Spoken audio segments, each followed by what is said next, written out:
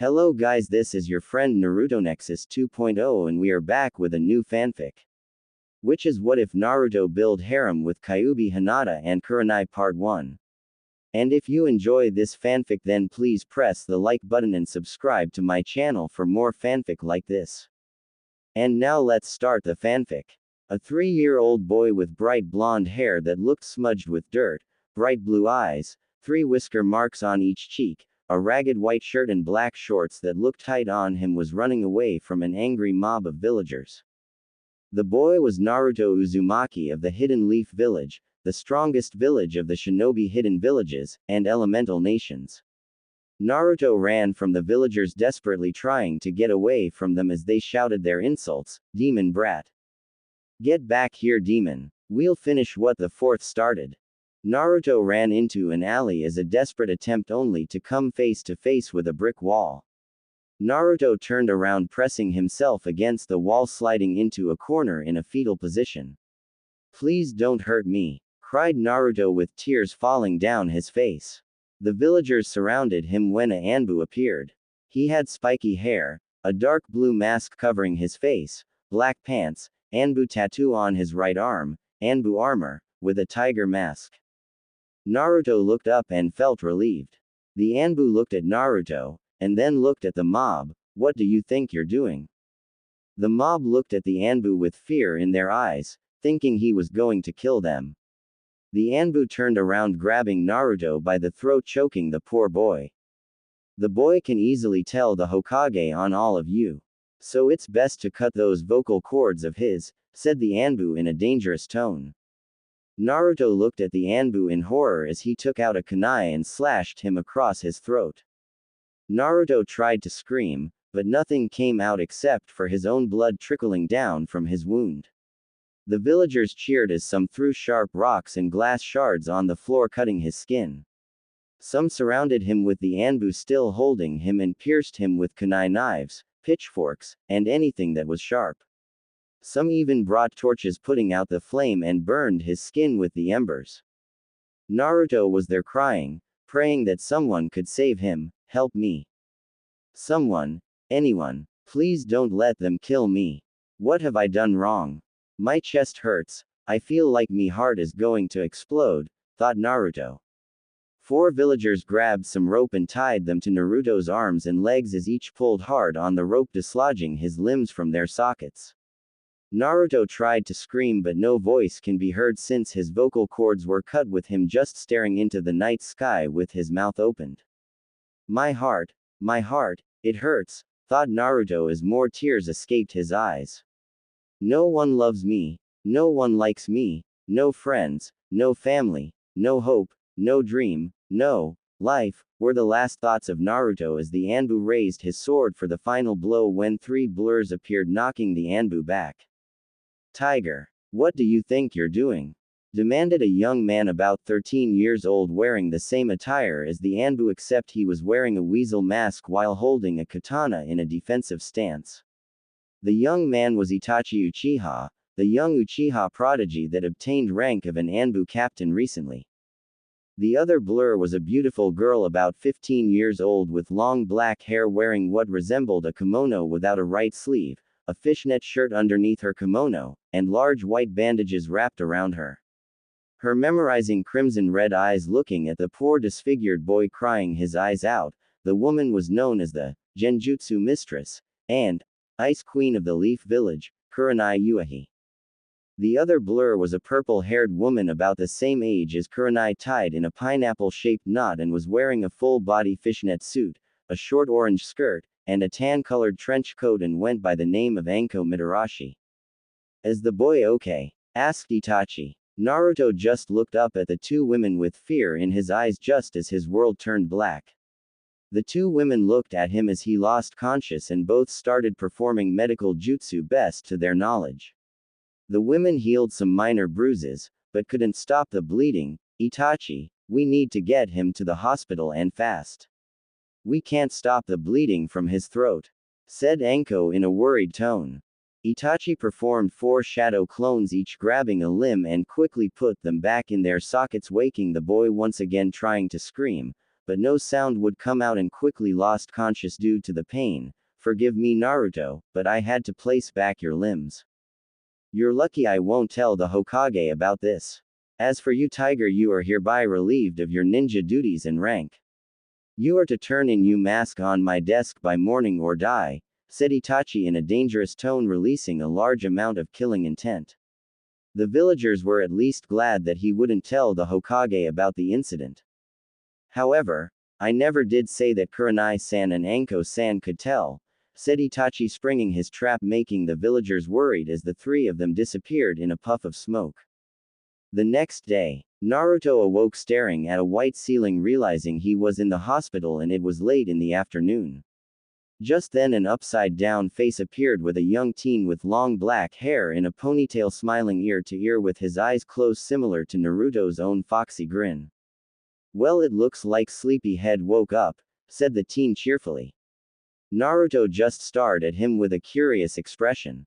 Naruto's nose twitched a little as the young blonde cutely sneezed, dropping his genjutsu, revealing his two little blonde, fox ears, and a large, silver, fluffy ball that was his tail. Well, that's interesting, said the teen, amused, showing his onyx-colored eyes while Naruto was looking at him with fear in his eyes. I'd say it makes you look more adorable. Naruto relaxed a little and was about to ask a question only to find out that his mouth was moving but no sound came out. The doctor said that your vocal cords are severely damaged. It would take years for you to regain your voice even with your amazing healing abilities, since it restoring the proper nerve and muscle tissue back into place is very delicate, said the teen. By the way, my name is Itachi Uchiha, identified the teen. Naruto just smiled, revealing two small canines in his mouth, but were still a little larger than his regular teeth. Naruto's stomach gave a loud growl at the moment, causing the small blonde to blush. Hungry How about some of that Ichiraku ramen I hear you love so much? Asked Itachi. Naruto squealed with delight as his giant fur ball of a tail was wagging.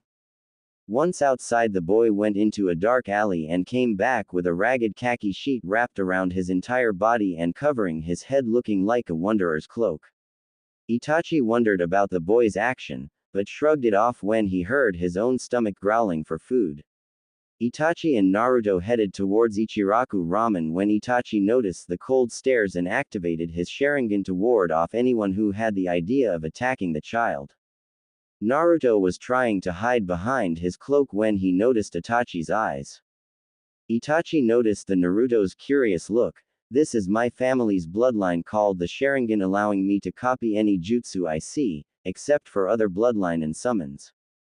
The strength of the Sharingan is determined by the tomo in the eye, or the little koma marks. 1 means beginner, 2 means experienced, and 3 means master. There's also a fourth called Mangekyo Sharingan when the 3 little tomo fuse together, allowing me to do 2 powerful jutsus, Tsukuyomi, a powerful genjutsu that can mentally damage an opponent, and produce a black flame called Amaterasu. However, I don't want to activate the 4th level because then I would have to kill a loved one, and I hate killing no matter how good or bad a person is. Itachi noticed the boy's sad and scared face and quickly decided to change the topic. The only thing that rivals the Sharingan is the Byakugan, or the people with white eyes. The Byakugan can magnify a person's vision, see through solid object and everything around them in a near 360-degree radius, and can see through a person's inner chakra coils, explained Itachi as Naruto was hanging on to every word, looking at him glossy-eyed. Itachi chuckled at how the boy was easily amused. Once they entered the stand, the duo were greeted by Tsuki Ichiraku and his 12-year-old daughter Ayame. Well, if it isn't my number 1 customer and Itachi. What can I get you? Greeted Tsuki. Hello Tsuki-san, I would like a pork ramen, said Itachi. What about you, Naruto-kun? Asked Ayame. Naruto just stared at her, looking depressed, making Ayame curious, wondering if she said something. There was an attack on him last night when an Anbu appeared, slitting his throat and severely damaged his vocal cords, explained Itachi.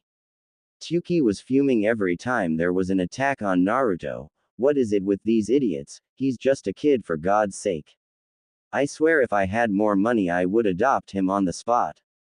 So why don't you? Asked Itachi. Sigh. I would if I could, but every time I go to the orphanage they nearly triple or quadruple the price for adoption papers. Plus when I went to the Hokage, every time I ask for adoption papers, a council member barges in babbling some nonsense about a paper mistake and need to retype the entire thing, grabs all the paper including my adoption paper and shred them, or his secretary would tell me he's busy and need an appointment and threatens me to call Anbu if I don't leave, explained Kyuubi. Ayame was just cradling Naruto, who seems to like the touch since his ears were down and his eyes closed, trying to soak up her warmth, listening quietly to her heartbeat. Plus, since people know he likes to eat here, they either check to see if he's here or not, and if he is they leave, or avoid the stand completely. I even lowered my prices just so he can eat. So the only thing I can do is help hide him if he's near with a mob behind him, and provide him a place to sleep if they ambush him in his apartment. Itachi looked at the small boy who had apparently fallen asleep in Ayame's arms with tears in his eyes. Tyuki-san, you might not be able to adopt him, but maybe I can, said Itachi. What do you mean? Asked Ayame. I'm going to talk to my parents to see if I can adopt him. Besides, I'm pretty sure my little brother Sasuke and Naruto would be the best of friends. But right now I think the little one could use some food in his stomach, said Itachi. Ayame gently woke up Naruto and Tyuki placed Itachi's pork ramen and 10 different varieties of ramen for Naruto. By the time Itachi was done he looked at Naruto with his eyes nearly popping out, considering that Naruto was done with his 10th bowl. Naruto rubbed his eyes, yawning as Itachi picked him up when Kurenai and Anko walked in. Kurenai-san, Anko-san, what are you doing here? I thought you would be in the dango stand right now, said Itachi, placing Naruto's hood above his head to cover his ears. The owner was sick and decided to temporarily close the stand, so we decided to come here. Besides, we hear that the owner is like a father figure to Naruto and wanted to thank him, explained Anko. Well, I'm honored, ladies, said Tyuki. Itachi, who is that you're carrying, and why are you placing a hood? Asked Kurenai. Itachi started panicking as Naruto moved his head, rubbing his eyes again, knocking down the hood, revealing his ears. Kurenai and Anko just stared at him. He's so cute, yelled the two girls, gently touching Naruto's ears, making him giggle. Sigh. I thought you were going to attack or something, said Itachi, relieved. Why, he's just a little boy even if he does have cute little ears, said Anko. Besides, it's not his fault for having the fox sealed inside him. The ears must be a side effect like his whisker marks. I wonder if I should tell them about his tail, thought Itachi, thinking it was a bad idea. Well, come on Naruto, it's late and you should get some rest, said Itachi, placing the hood over Naruto's head again. Hey old man, give me a shrimp ramen, said Anko. I would like a chicken ramen. We're going to follow Itachi really quick and then come back, said Kurenai. The trio left towards Naruto's apartment only to be greeted by the sight of a rundown building. Inside was worse since the place was mostly clean, but had torn wallpapers, holes signifying kunai marks on the opposite wall of the front window. The kitchen sink was full of instant ramen, but the bedroom was at least decent for him to sleep. Itachi placed Naruto gently on his bed, pulling the cover over him. Good night Naruto, said Itachi in a fatherly tone. Anko and Kurenai gently kissed him on his forehead and left the little boy to sleep. Naruto woke up, checking his surroundings, realizing he was in his apartment. When he looked at the floor, there was a little stuffed red fox with a tag that said, "To Naruto, from a friend." Naruto cautiously went up to the stuffed fox on all fours with his fluffy tail sticking out. He poked it gently and quickly ran under his bed, waiting for it to explode or something. He poked his head out, cautiously approaching it again and nudged it again, quickly stepping back, sitting with his legs folded. Naruto smiled happily and crouched down, wagging his fluffy tail, and pounced on the little stuffed fox, hearing a girl giggle coming from his room. He stopped for a minute, but decided to shrug it off and resumed his playing with his first and favorite toy. Up in a tree, Kurenai and Anko were watching Naruto with binoculars, keeping an eye on Naruto, making sure he was safe. Ah, he has a cute fluffy fur ball of a tail. Itachi is so dead for not telling us, said Anko. Random street. Itachi was walking along only to sense a cold, dark feeling directed at him. Brr, I sense murder, but from who? Anko. No, she's actually pretty nice once you get to know her. Creepy, but nice. I get the feeling she found out something I was hiding from her, but what? Back in the tree, the girls continued to watch him until Kurenai heard a girly squeal. Squeal? I just want to go down there and pet his little tail, squealed Anko. Wow, Anko-chan, I don't think I ever saw you this girly before, said Kurenai, amazed. What? I have my moments. I am a girl after all.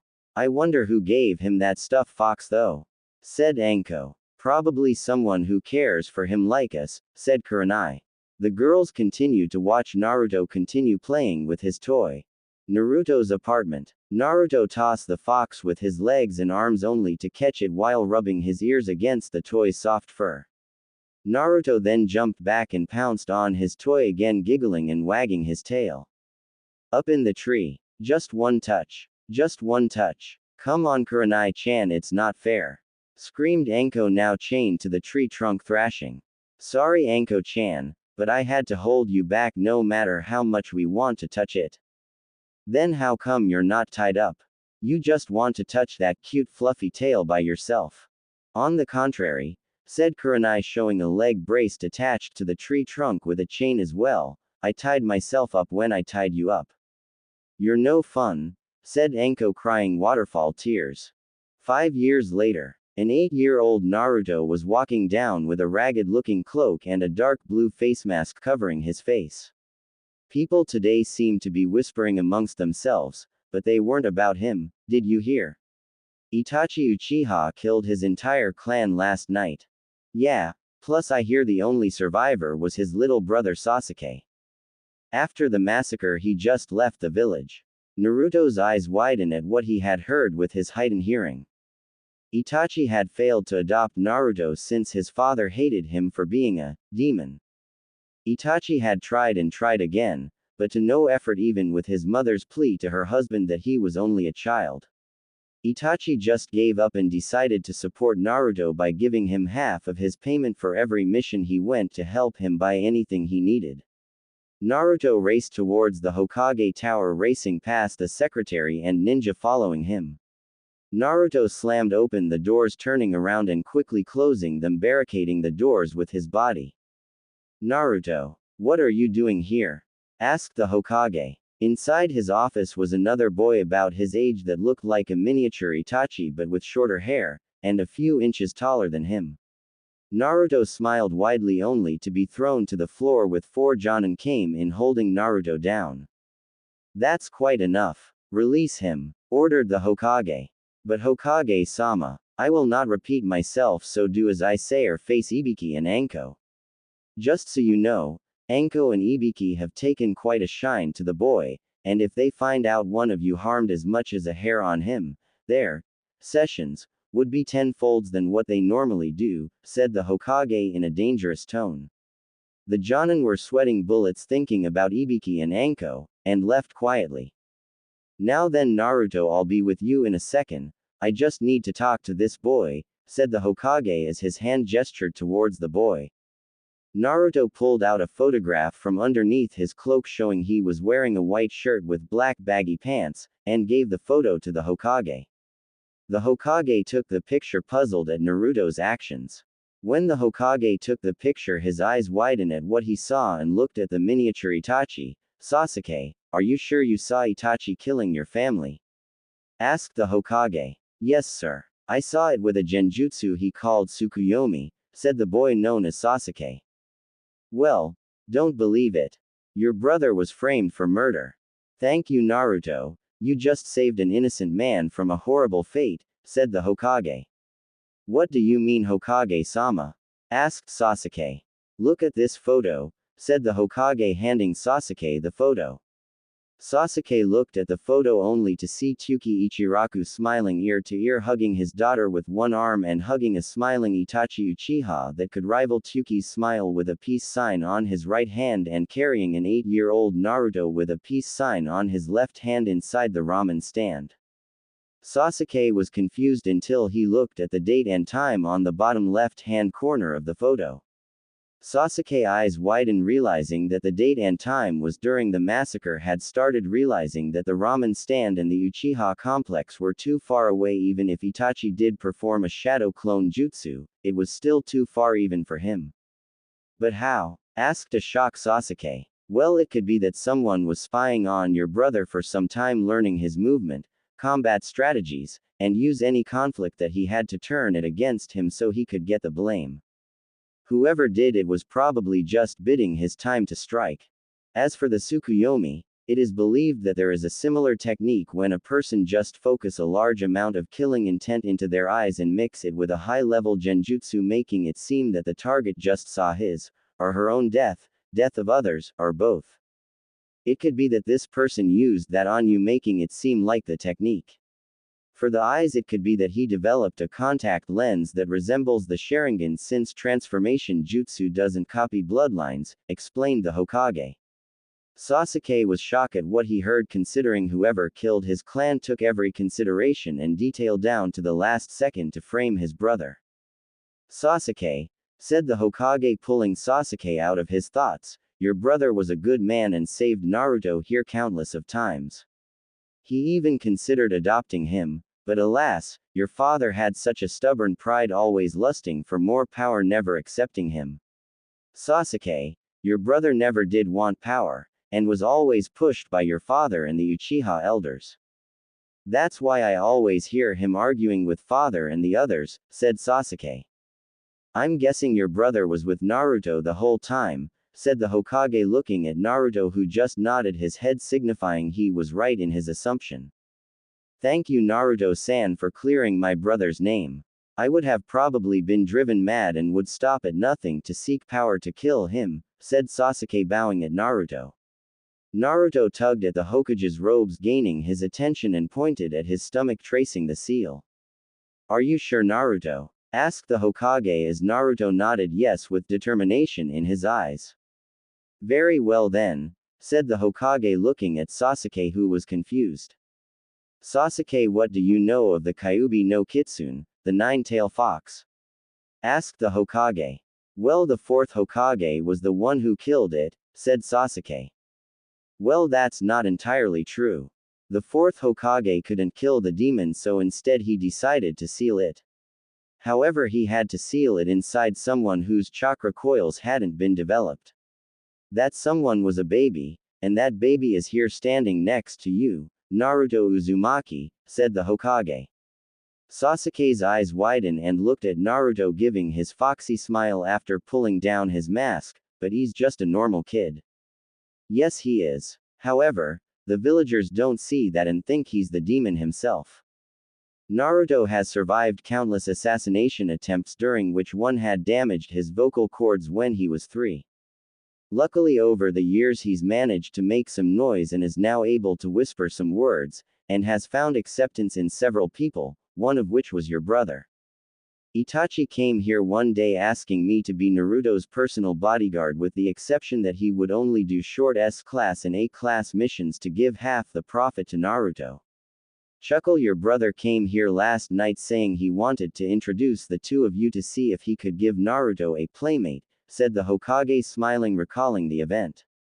Naruto removed his hood, revealing his fox ears and a long silver fox tail sticking out of his cloak. Well, it would seem that the seal gave him more than one side effect. I'm guessing that Itachi knew. Naruto just nodded, wagging his tail. The Hokage just laughed at Naruto's gesture when Sasuke interrupted. Naruto-san, thank you for everything. Naruto just smiled and took out his hand, gesturing a handshake that Sasuke gladly took. Naruto, there's something I want to discuss with you. Sasuke is more than welcome to stay as well, said the Hokage, going to the picture of the fourth Hokage on the wall behind his desk, revealing a safe behind the picture. The Hokage took out 4 scrolls, 3 of which were blue, yellow, red, and the 4th was just a regular green scroll, and placed them on the table. Now Naruto, I want to tell you about your parents who eventually left me a scroll instructing me to give these to you on your 8th birthday for some reason instead of 16. Your father was Minato Namikaze, the Leaf's own Yellow Flash, the 4th Hokage himself. As for your mother, she was Kushina Uzumaki, one of the Leaf's best medical specialists who trained under one of my student, Tsunade Senju. She was known as the Leaf's angel for always treating everyone, enemy, ally, or indifferent with kindness, and was the gentlest lady anyone has ever met, making her look like an angel. Sadly, your mother died after you were born, but lived long enough to give you your name. Your father died after sealing the Kyuubi inside you, said the Hokage. Naruto was shocked hearing that his hero, the 4th Hokage, was actually his father and had a kind and gentle mother. Naruto took in the information, falling to his knees as he started crying tears of joy and sorrow. The green one explains your father's bloodline limit, the Rugen, or Dragon's Eye, with some photos of your parents and their last words to you.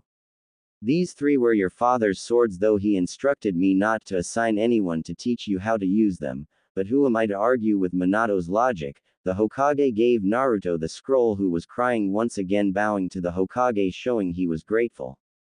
Naruto, Sasuke, I suggest you run along now, you don't want to be late on your first day of the Ninja Academy, said the Hokage. Both boys bowed in respect and left the Hokage tower, heading towards the academy. Itachi, if only you can see this, you would realize that your wish for your brother and Naruto to be friends has come true, thought the Hokage out loud, looking out the window at the 2 boys. Later that night, Naruto went to bed only to dream that he was in a sewer. He heard someone crying and decided to follow the voice. When heard the voice becoming louder, he found himself in front of giant gates that was being held by a small piece of paper with the kanji for seal. He looked through the bar and saw a girl crying. Excuse me, are you alright? Asked Naruto, surprised that he had his voice. The girl turned around, flinching at the sound of his voice, only to cry harder, whimpering, I'm sorry, I'm sorry, I'm so sorry, it's all my fault. What's your fault? The girl came closer to the bar only to reveal a beautiful woman in her early 20s with pale skin, long red silk hair that reached her mid-back, tied in a ponytail, crimson red eyes that rivaled Kurenai's eyes, and was wearing a white kimono that showed off her curves yet still looked decent. Naruto then realized that she had 2 red fox ears above her head like his, and had 9 blood red foxtails with white tips. Naruto stared at the woman with wide eyes as only one word that escaped his mouth, beautiful. The woman blushed at his statement. Thank you, stuttered the beauty. Are you an angel? Asked Naruto. No, I'm a demon, the Kyuubi no Kitsune to be exact. That's impossible, you're too beautiful to be Kyuubi. I'm not lying, I really am the Kyuubi, said the woman, looking down as more tears escaped her eyes. So why did you attack the village? Asked Naruto. I didn't mean to. You see, there was this man with yellow snake eyes by the name of Orochimaru who woke me up and wanted to steal my powers. He put a genjutsu on me, but it backfired, causing me to go into my primal state, thinking I was defending myself against the villagers, said the Kyuubi in a depressed voice. Naruto slipped between the bars and hugged the Kyuubi. Kyuubi flinched as he hugged her, only to hug him back. He's not afraid of me. Does he trust me? Thought the Kyuubi. I don't care what you call yourself, but to me you're one of my first friends and my angel who saved me from my pain, said Naruto, remembering all those time that his wounds healed with a red chakra that emitted from his body. The Kyuubi was looking at him glossy-eyed. Cerulean blue eyes met with crimson red eyes, as if each stared into each other's soul as the gap between them closed when their lips met. The kiss lasted for several seconds until both broke their kiss as the Kyuubi snuggled into Naruto's chest. Naruto-kun, do you remember your first toy? Yes. Well, it was I who created the toy with my chakra as a way to try to brighten your day and make the burden easier. You look so cute the way you pounced it. It reminded me of a little kid playing with a little toy, said the Kyuubi, smiling, making Naruto blush. I still have it. Sometimes I still play with it. It was my first and favorite toy, said Naruto, hugging Kyuubi tighter. Kyuubi-chan, is there any way to release you, even if it's for a little while? Asked Naruto, stroking her hair with his claw-like hands, making the Kyuubi purring, enjoying the feeling. There is a way to release me into a physical body, but still keep most of my powers still within you, explained the Kyuubi, nuzzling Naruto's neck. What is it? You have to rip the seal outside the gate in half. That should give me a physical body on the outside, allowing me to share your bloodline, and share the same amount of chakra you release. Kyuubi-chan, once outside, can you train me how to do some kitsune attacks? Sure thing, Naruto-kun, and by the way, my name is Kira Yoko, said Kyuubi with happiness in her voice as their tails intertwined around each other, with both falling asleep inside Kyuubi's cage. 5 years later, Naruto woke up rubbing his eyes, groaning at waking up so early in the morning when he realized that today was the day of his graduation exam. Naruto's tail had grown longer with silver fur and white tip, and now had silver highlights in his blonde hair that reached past his shoulders that he tied in a ponytail. Over the years, Naruto had regained his voice, but was still mostly quiet, and had learned that his Rugen was similar to the Sharingan and Byakugan. The Rugen is able to copy any jutsu including bloodlines, but for a limited time, and a full 360 degrees without a blind spot. The Rugen looked similar to the Sharingan, only it was gold instead of red, and had silver tomo instead of black, with 2 silver triangles around the pupil, one facing up, and the other facing down. Like the Sharingan, the Rugen also has a Mangekyo Rugen where the tomo fuse together while the triangles moved toward the edge of the iris of the eye, with 3 ultimate techniques. The first is the Hurricane Dragon. A dragon made of wind that can absorb any attack at it and send it right back to its target 100 folds, along with Category 5 hurricanes that can tear an opponent to pieces in mere minutes. The second is the Roaring Phoenix. A large phoenix appears stretching its wings, emitting a large screech that sends a large heat pulse, burning the target severely, and then swoops down, incinerating an opponent in seconds. And finally, the Lightning Howl. A lightning wolf-like creature with a horn appears, striking swift and quick at its target, and would never give up its prey until it was dead. This stage is reached once the Rugen fully matures. The other scrolls had his father's blades, each with its own affinity. A blue katana that could emit winds that could slice and create tornadoes by the name of Tempest, a red double-edged sword that emits a large whip of flames, and send a large flame attack at an opponent by the name of Blaze, and a yellow rapier that emits a large electric pulse when it's about to strike hard, and a seeking electric attack at an opponent by the name of Spark. Naruto also knew several kitsune attacks thanks to Kira's training, and learned basic kenjutsu of the fox style since Kira was a swordswoman herself. Naruto got out of bed only to find a girl about his age with large C-cup, a large shirt that was her pajama, long red hair with 2 fox ears that complemented her face, and a long red fox tail with a white tip. Naruto softly chuckled as he bent down and kissed her on the lips. The girl stirred and moaned passionately, wrapping both her arms around Naruto's neck. Both teens broke the kiss and stared into each other's eyes. Morning, Vixenheim. Morning, Foxy-kun. Naruto and Kira had gotten close to each other, that they had become lovers, but had yet to have with each other. Why don't you go up and take a shower while I go make breakfast? Okay, Foxy-kun, I still can't believe you became an incredible chef. What can I say? Trial and error is a good method of learning, said Naruto as Kira gave him a quick peck on the lips and headed towards the shower. Naruto made eggs, bacon, sausage, and French toast as Kira came out wearing a red shirt with black baggy shorts, and a weapons pouch on her right thigh as Naruto was serving orange juice. Both quickly ate and Naruto took a quick shower while Kira washed the dishes. Naruto came out wearing a dark blue shirt with a white Uzumaki spiral on the back, black baggy shorts, black sweatbands, and 2 weapons pouch on both his thighs. Ready, Kira-heim? Yep. I just finished, said Kira.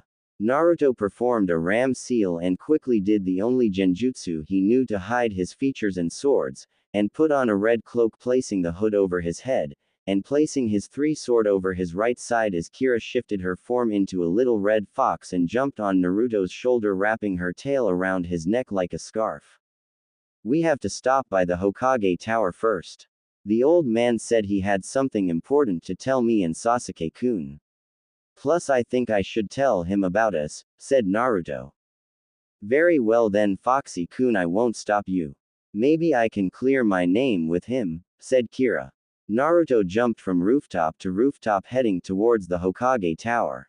Hokage Tower. I have an appointment with the Hokage, said Naruto in a monotone voice towards his secretary, who just scowled at him and led him through, fearing her life and job. Once inside, he saw that Sasuke was already inside, sitting in front of the Hokage wearing a dark blue shirt with a high collar and the Uchiha fan on the back, white sweatbands and leg warmers, white baggy shorts, and a weapons pouch on his right thigh with bandages underneath. Naruto just in time. Please grab a seat, said the Hokage, gesturing the seat next to Sasuke. Now then, the reason why I called you here is because since both of you are the last of your clans, therefore both of you must marry at least 4 women in order to be considered as part of the council in the future and as head of your clans according to our law, said the Hokage. Great. Just great. If someone told everybody in our class, the girls would swarm over me like moths to a flame, said Sasuke.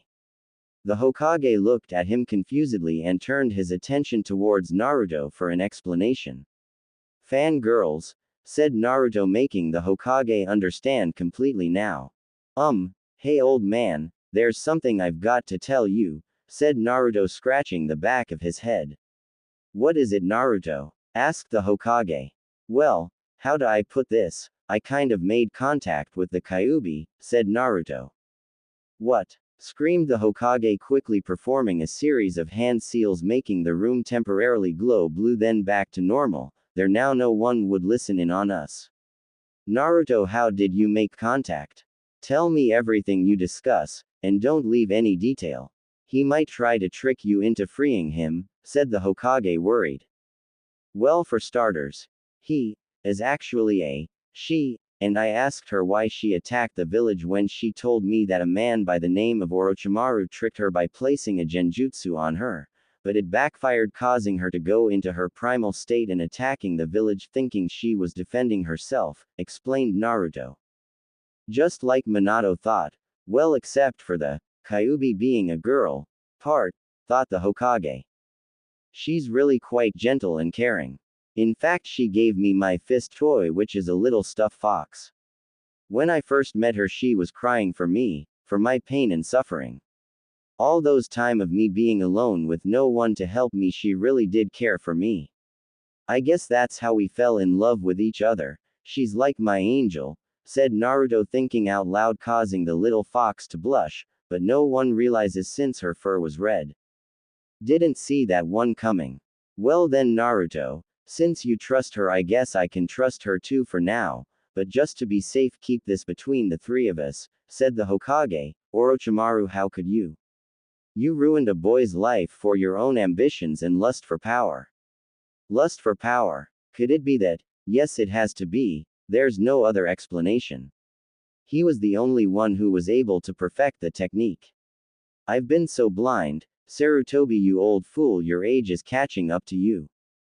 Thank you, Sarutobi-sama, said a mysterious female voice. Who said that? Asked the Hokage in a surprised tone. Me, Hokage-sama, the little fox on Naruto-kun's shoulder, or as you like to call me, the Kyuubi no Kitsune, said Kira, wagging her tail. The Hokage looked surprised and was about to say something when Kira interrupted him. Don't worry, Naruto-kun has most of my powers inside him, so technically I'm still sealed. I just have a physical body, that's all, and have access to the same amount of chakra that Naruto-kun can use. Also, I would like it if you would call me Kira, my real name, instead of my title, said Kira in a polite and gentle tone. The Hokage looked at Kira surprisingly and chuckled lightly. You really are gentle. Thank you, said Kira as Naruto scratched her behind her ears, making her purr. Oh, by the way, Sasuke, I also want to thank you for being kind to Naruto-kun. As a reward, I would like to summon an old friend to give you some of his powers to make you a half-demon wolf just like Naruto-kun is a half-demon fox. That is if you accept, said Kira. Sure. Why not? I was a little jealous of Naruto's tail since it seems pretty handy in some situations, said Sasuke blushing. Sarutobi-sama, I also want you to approve. I don't want to do it unless you agree to avoid any political issue with anyone, said Kira. Yes, for you see, if my suspicions are correct, Orochimaru wasn't the only one who disturbed you and ruined Naruto's life. He could have also killed Sasuke's family since now I just realized that he's the only one to have ever perfected that jutsu that Sasuke described. My old age is catching up to me, said Sarutobi crossing his arms. If you want, I can reverse time for a little while to revert you back about 40 years old or so, said Kira making Sarutobi liking her every second. However, I can only do this once. So you can reverse time for a limited time, but you can only do it once. Asked Sarutobi. Yes, it was a gift from the Shinigami as a birthday present. If you ask me, he just forgot and did that as a cover-up, said Kira. Also Naruto-kun and I cannot die of old age or disease, and would stop aging about 21 years of age or so, but we can still die of being stabbed, poison, or anything that kills, explained Kira. Well then shall we begin? Said Kira. Sarutobi grabbed hold of Sasuke and Naruto and disappeared in a swirl of leaves. The trio appeared in a secluded forest area where Kira jumped down of Naruto's shoulder. Now then, I would like the three of you to keep my identity and appearance a secret, said Kira receiving a nod from the trio.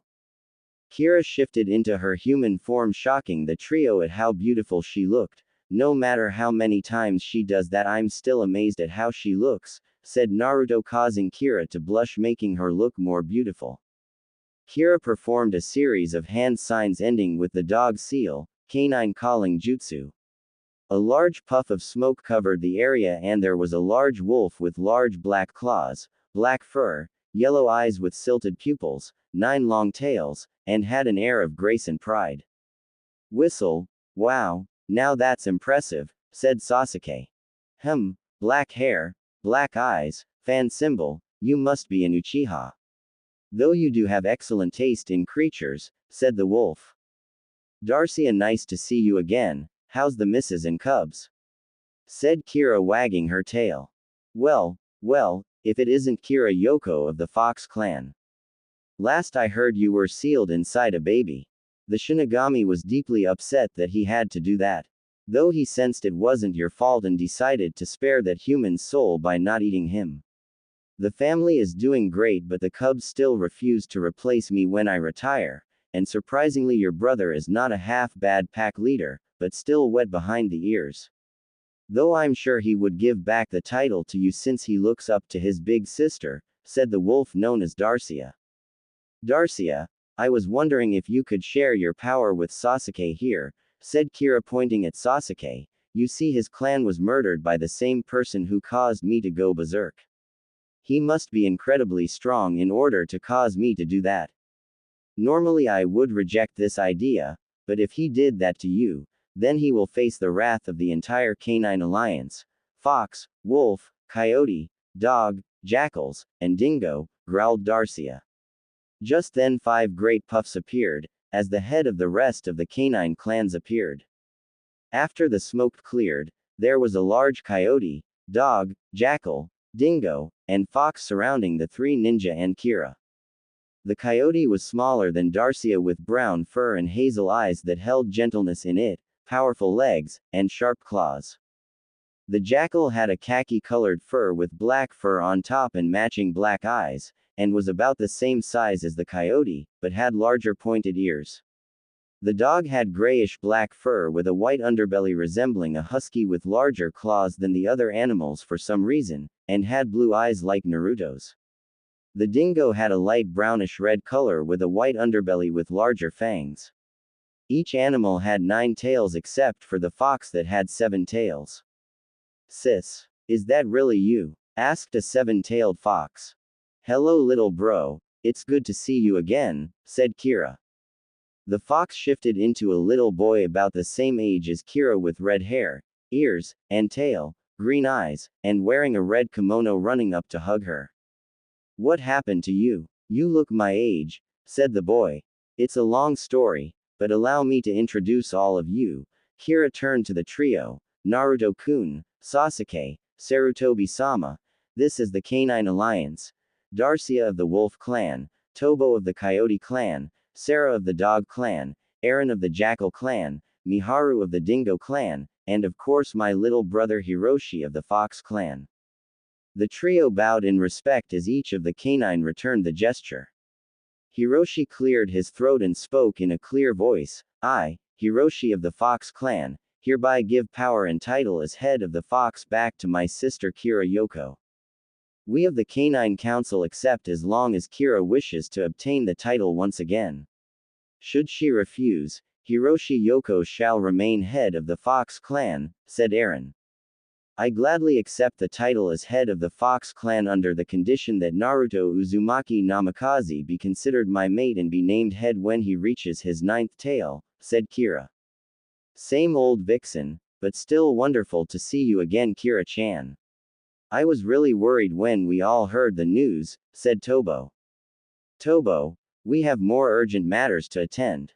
Apparently there is a man who is strong enough to handle one of our own. Naruto Uzumaki Namikaze, step forward and drop your genjutsu, said Darcia. Naruto was surprised that Darcia knew about the genjutsu, but quickly remembered that canines have a good sense of smell. Naruto dropped his illusion, causing everyone of the canines to gasp. Silver fur, so the legends are true about the legendary silver fox that holds untold power, but how? And why a half-breed? Said Sarah. That's easy. It's because of his bloodline mixed with my powers sealed inside him. Through our connection he does have untold power, which also allows me to share his bloodline and power. He would also make a great leader someday, plus I fell in love with him for being a kind and gentle person. Also he will need more than one mate according to the laws of this village to restore his bloodline, said Kira, closing her eyes with a blush. It seems you really do love this boy. I agree to the conditions, said Miharu. The others quickly agreed when Kira interrupted again. Also, this boy has seen suffering beyond what any living creature has ever seen. I give each of you permission to tap into my memories to witness what he has suffered throughout the years, said Kira. Kira and the rest of the canines closed their eyes as different colored chakra engulfed her, as each visibly flinched as they watch all the beatings, pain, and suffering Naruto suffered, as well as the kindness and salvation of Itachi, Sasuke, the two Kunoichi Jonin, Tsuki and Ayame, and the love of Kira.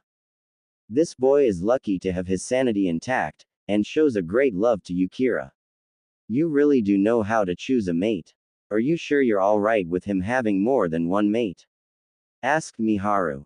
Yes, as long as they love him like me, said Kira, blushing once again. I assure you I have done everything in my power to protect Minato's son. However, every time a good man like Tsuki Ichiraku, or Itachi Uchiha try to adopt him, my council decide to step in, making excuses to sabotage their efforts. I would have gladly adopted him, but I fear that if I do, the council would commit mutiny to overthrow me, and replace me with someone to kill the boy and abolish my law that protects him, said the Hokage. Minato. So the boy already holds some great power already. I thought I recognized that red blade. It's no other than Blaze, my older brother's sword, said Darcia, shocking everyone. That blade was forged from his fang, infusing his powers within it. That must mean that the other two belong to the Falcon clan and the Dragon clan. These two clans had long held an alliance with all of us, said Tobo. The spirits of the swordsmen must still lie dormant within the sword's power, but have yet to awaken. A man by the name of Minato Namikaze found all three swords and quickly mastered their power, releasing their true forms. He must have passed it on to his son. You must be the Hokage according to Kira's memories. We extend a hand of gratitude towards you, and we understand your position, said Darcia, turning his attention toward Sasuke. Sasuke stepped forward. Sasuke walked forward feeling nervous being surrounded by giant dogs. Sasuke Uchiha, under the consideration of Kira Yoko, how do you feel about Naruto Namikaze? Asked Darcia. He's like a brother to me. He helped clear my brother's name of killing my entire clan. If he hadn't, I probably would be lusting for power right about now. Since my brother wanted to introduce me to him when he was little, he assumed we would be the best of friends. Itachi Nissen was right in his assumption, and would help him to return to the village and help avenge our clan by bringing this murderer to justice. My family only lusted for power, but my mother was gentle and caring, and that's how I plan to restore my clan, with love and respect. For you see, people see me as the last Uchiha, when in fact I am the first of the new, said Sasuke, growing more confident in himself. That is the right answer. Sasuke Uchiha, I bestow upon you my powers and hereby name you heir to the Uchiha Wolf clan, proclaimed Darcia. Dark chakra emitted from Darcia engulfing Sasuke and quickly disperses. Sasuke was standing there with two gray wolf ears, gray highlights in his longer hair that reached past his shoulders, clawed hands and feet, two long canine teeth, a gray tail, and the Sharingan active with two tomo in each eye. I have activated you family's bloodline, removing the affinity that your life has to be in danger to awaken it, and you will reach your Mangekyo Sharingan once your eyes fully mature without killing a loved one. This trait will pass on to your cubs, explained Darcia. Naruto, Sasuke, our offspring do not wish to take our place as head. But since we see how much power a half-breed possess, and to respect our children's wishes, we would like for you two to find suitable candidates that you deem worthy in your eyes to replace us as head, and the future Canine Alliance leaders. Once you choose, summon as to which would benefit a clan, and the current head would name him or her worthy enough, said Eren. Both boys nodded their heads as Sarutobi walked up. I would like to thank you for all you've done. These two boys have suffered great hardships, but found salvation among you, and themselves. I could never thank you enough, vowed the Hokage in respect. Think nothing of it, Sarutobi. Besides, Enma the Monkey King spoke highly of you towards his clan and the Primate Alliance when the entire summons get together, said Tobo smiling. Hiroshi, tell our clan that I'm all right, and that I'm happy here with the man I love, said Kira, patting her little brother's head. Okay, sis, said Hiroshi, turning his attention to Naruto. Please look after my sister Naruto-sama. Sasuke here, said Darcia as dark chakra emitted from him materializing into a giant scroll. This is the wolf summoning contract strictly for your mates and children. If anyone else tried to sign it, the blood would slide right off. I would like you to carry it, and sign your name on it with blood from the hand you wish to summon. The hand seals are dragon, snake, rabbit, tiger, and dog, said Darcia. Sasuke laid the scroll on the ground and opened it, biting his right thumb, signing his name in the first slot. Also, a parting gift. My own blade forged by my fang, said Darcia as dark chakra once again manifested into a long katana, with a black sheath, gold hilt and guard, black handle, and the blade itself shined in the sun as a leaf dropped towards the blade's edge only to be sliced in half without Sasuke moving it. Its affinity is lightning, allowing you to perform lightning-based jutsus infused with it. Over time its true form would awaken to you, and you already know the basic kenjutsu and the style of the wolf clan along with some basic lightning jutsus that I know, said Darcia. Naruto-kun, I want you to do the same for our summoning contract, and carrying it. The signs are rabbit, bird, tiger, dragon, and dog, said Kira, emitting her own chakra manifesting into a scroll. Naruto copied Sasuke's actions with his right hand and sealed the scroll while Sasuke strapped on his new sword on his back.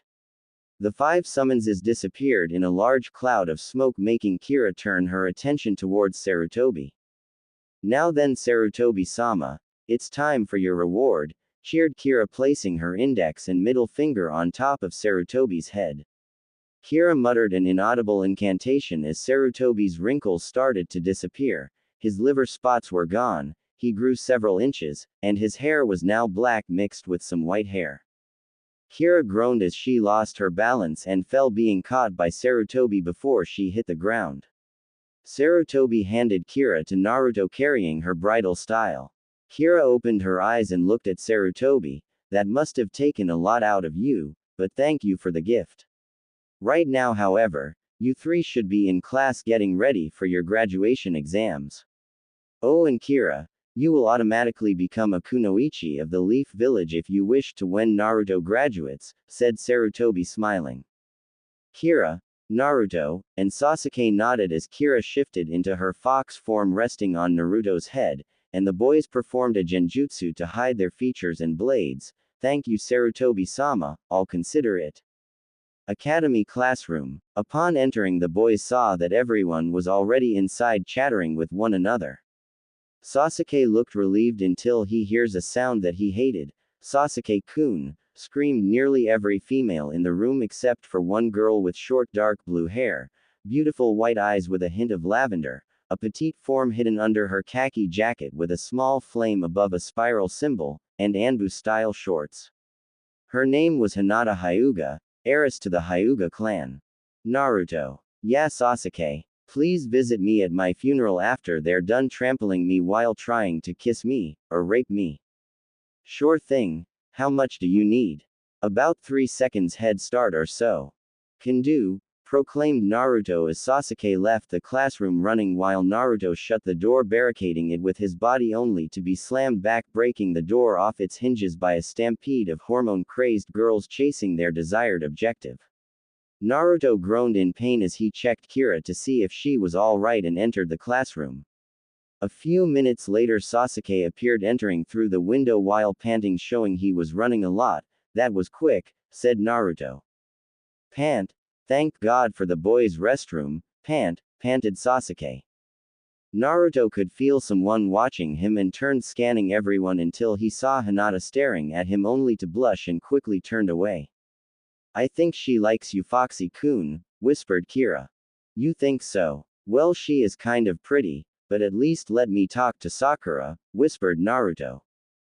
That pink-haired banshee, she doesn't like you, and she's always lusting after Sasuke, whispered Kira.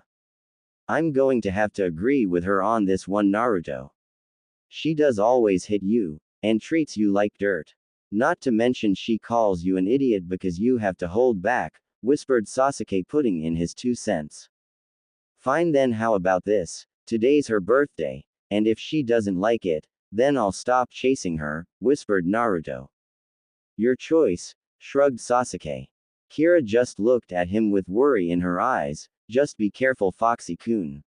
Even though she doesn't like you, know that I will always love you, whispered Kira, nuzzling on Naruto's neck, making him pet her behind her ears. I made it first, yelled 2 girls. One had a red Chinese-like dress with black Anbu-style pants, a white circle on the back, and long pink hair. The other had long light blonde hair, light blue eyes, a purple shirt with bandages underneath, and a matching purple skirt. The pink-haired girl was none other than Sakura Haruno, who Naruto had a crush on, but was slowly dying every time she hit him, and the other girl was Ino Yamanaka, heiress of the Yamanaka clan who specialize in mind-altering jutsus. Both girls started fighting as other girls started fighting over who made it first in general and deserved to sit next to Sasuke. Naruto, Kira, and Sasuke looked at the forming mob of fangirls as each of them just sighed when Naruto felt a large killer intent directed on him. Naruto looked to his right to see the mob of fangirls looking like they were going to kill him for sitting next to Sasuke. Morning, Sakura-chan, I want to say happy birth, said Naruto, getting up, handing an envelope to Sakura, only to be interrupted by her screaming, Naruto, you idiot. Sakura punched Naruto on his right side of his chest, causing him to be knocked back, as Sasuke got out of his chair and catches Naruto. How dare you sit next to Sasuke-kun? Yelled Sakura again. Sasuke noticed that Naruto's breath was uneven and gasping like he was having a hard time breathing. Sasuke looked worried and opened his cloak to reveal that it had a small pocket where Sakura punched him and was bleeding like a kunai stabbed him. Sasuke reached into the pocket, pulling out a little crushed white box with a pink glass shard sticking out horizontally, realizing that a piece of the shard could be stuck inside him and punctured a lung between his ribs. Sasuke opened the box to see what the shard looked like, and pulled out a miniature Sakura tree broken into different little pieces. The glass figurine looked really expensive, more than how much Naruto owned. Kira, look for any missing pieces. Bark once if all the pieces are there. Bark twice if one or more is missing, said Sasuke, taking off his and Naruto's weapons pouch, taking off the bandages underneath, and started to clean some of the blood. Kira barked once, signaling that all the pieces were there, while Sasuke started ripping Naruto's shirt, showing his chest was full of small scars from cuts and bruises, with a long scar that looked like a sword wound from his right shoulder to the left side of his hip. Sasuke dressed the wound and carried Naruto on his back. Hang on, Naruto, I'm taking you to the hospital, said Sasuke as he jumped out of the window he entered, jumping from rooftop to rooftop with Kira behind him. Sakura and the rest of the class looked at what happened, with Sakura's eyes showing disbelief as she stared at the little glass Sakura tree, realizing how beautiful it was, and could estimate that it must have cost Naruto a fortune. The rest of the fangirls looked at her as she dropped to her knees, staring at the floor. Naruto-kun, all those wounds in your body, what could have made you suffer so much? Naruto-kun, thought Hinata as tears started falling from her eyes. All right, class, settle down, said Iruka, walking in with his partner Mizuki, realizing that his class was unusually and disturbingly quiet. What happened in here? Asked Mizuki. Sakura punched Naruto just for sitting next to Sasuke, and wishing her a happy birthday when his present broke and stabbed him in the chest, puncturing a lung. Sasuke tried to clean the wound and headed towards the hospital, explained a random student. Iruka's eyes widened at what he heard about Naruto, since Iruka had been a father figure to both Naruto and Sasuke, since both boys were like brothers, and everyone would always spot them together unless it was when they left home. Mizuki, take over the class, I'm going to the hospital, said Iruka, rushing out the door. Naruto woke up 30 minutes later, seeing Kira's face in her fox form. Once again, you have to be an angel, said Naruto in a soft whisper. Naruto-kun, please don't ever do that again, whispered Kira, close to tears. Sasuke barged in the next second, grabbing a nearby chair, barricading the door, hearing the screams of girls on the other side of the door. What is it with these nurses? Did they think I like older women? Well, there was this older one that looked really cute when I visited my brother in Anbu, said Sasuke, remembering the girl. What was her name? Asked Naruto, who had recovered. Well, now I see you're awake. You work fast, Kira, said Sasuke. Thank you, said Kira, wagging her tail. Her name was Yugao Azuki. She was the same age as my brother, but only liked him like an older brother figure. She had dark purple hair with beautiful brown eyes, an hourglass figure. She was very kind to me, and she was the one found me first and brought me the Hokage. She was really beautiful, blushed Sasuke, thinking about her. Looks like someone has his first mate in mind, smiled Naruto, snapping Sasuke out of his stupor. Naruto. Sasuke. Are you in there? Can you hear me? Excuse me, miss, came the voice of Iruka. All right, Naruto, you create the distraction, then get Iruka, said Sasuke, removing his chair, placing his back against the door. Way ahead of you, Sasuke, said Naruto, taking out small purple orb. Sasuke opened the door as Naruto threw the orb, creating a purple smoke screen as both boys dashed out, grabbed Iruka, and dashed back in the room, hearing the women bickering about the smoke bomb. Why didn't you use the window, Iruka-sensei? Asked Naruto. Well, to be honest, the easiest way to find you was to find the mob of Sasuke's fangirls, said Iruka, scratching the back of his head, causing Sasuke to sweat drop. Naruto, how do you feel? Asked Iruka. I'm fine thanks to Kyuubi's chakra, said Naruto. Iruka had never found out that Kira was actually the Kyuubi, or knew that Sasuke already knew about it. Naruto, you. It's all right, Iruka. Naruto told me about it 5 years ago when we started the academy, said Sasuke, crossing his arms.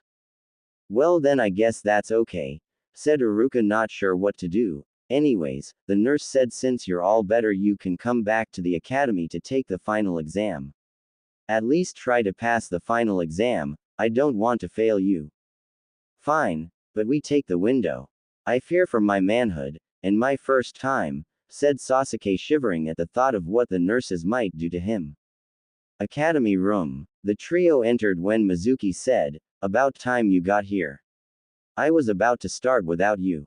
Sorry. He recovered fine except I was delayed by a group of Sasuke's admirers, said Iruka, causing Sasuke face fault and his fangirl emit a killing intent towards the nurses at the hospital. Sasuke and Naruto returned to their original seats since none of the girls took it since Sasuke wasn't there. Now then, there are 3 phases to the test.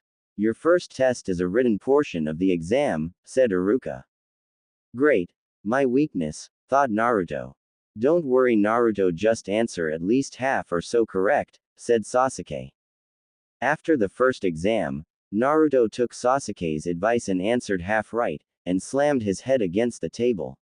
How much did you hold back? Whispered Iruka.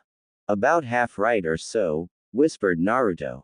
I guess that could help you, but we'll see, whispered Iruka. After collecting the papers, Mizuki started grading them as Iruka prepared for the next exam. Now then, your next exam is your aim. Each of you will have a practice dummy target, and you need to score at least 7 out of 10 points.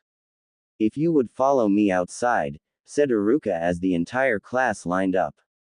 Once outside, each of the students gathered round Iruka. When I call your name, you may begin. Each will have 10 kunai, and 10 shurikens, said Iruka. Sakura Haruno. Sakura stepped up, but wasn't her cheerful self. She still had the haunting vision of Naruto's scars in her mind. Sakura's train of thought was interrupted when Iruka gave her 10 kunai. Begin. Sakura scored 7 out of 10, with the last kunai barely touching its target, but still held in place, and 2 shuriken hitting the same target, but embedded the weapon even deeper, making it count as 2 hits. Iruka kept going down the list, skipping Sasuke and Naruto until he hit the last 2 people. Sasuke Uchiha, called Iruka. Sasuke went up to Iruka and grabbed the kunai, with most of the girls looking at him with hearts in their eyes, including Sakura, who temporarily forgot about Naruto's scars. And Naruto Uzumaki, called Iruka, shocking everyone, making Sakura remember the sight of Naruto's chest again. What are you doing, Iruka? Said Mizuki, who just finished grading the papers. You'll see, said Iruka with a sly smile. Now then, gentlemen, you know the rules. Plus the wager still stands, said Iruka. Wager? Asked Mizuki. If Sasuke wins, then the 3 of us eat at his favorite tea stand, and if Naruto wins, then it's dinner at Ichiraku Ramen, said Iruka, making everyone sweat drop. Sigh. This is a test, Iruka, not a gambling site, sighed Mizuki. I know, it's just that with both of them it's already interesting, plus I don't have to decide where to eat, said Iruka. Way to exit that argument, Iruka-sensei. You could have just flipped a coin or something, said Sasuke, stating the obvious. True, but when do I get the pleasure having my 2 boys competing to see who's stronger, said Iruka, ruffling both boys' hairs. Kira jumped down of Naruto's shoulder, stretching, and curled herself into a ball while enjoying the scenery of both boys taking their test. Most of the girls saw this, trying to resist the urge to pet her fur. Ready, said Iruka as Sasuke and Naruto readied their kunai. Begin. Sasuke and Naruto release their kunai at the same time, each hitting their target in the middle. Sasuke Uchiha and Naruto Uzumaki perfect score on kunai. Now for shuriken and tie-breaker, said Iruka. I didn't know we were on a game show, snickered Sasuke.